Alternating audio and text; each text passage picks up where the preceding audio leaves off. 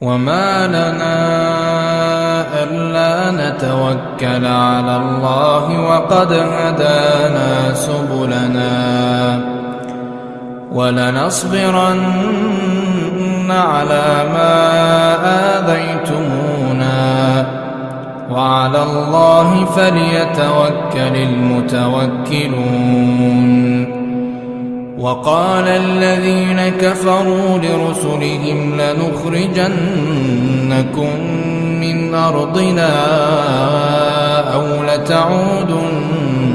في ملتنا فأوحى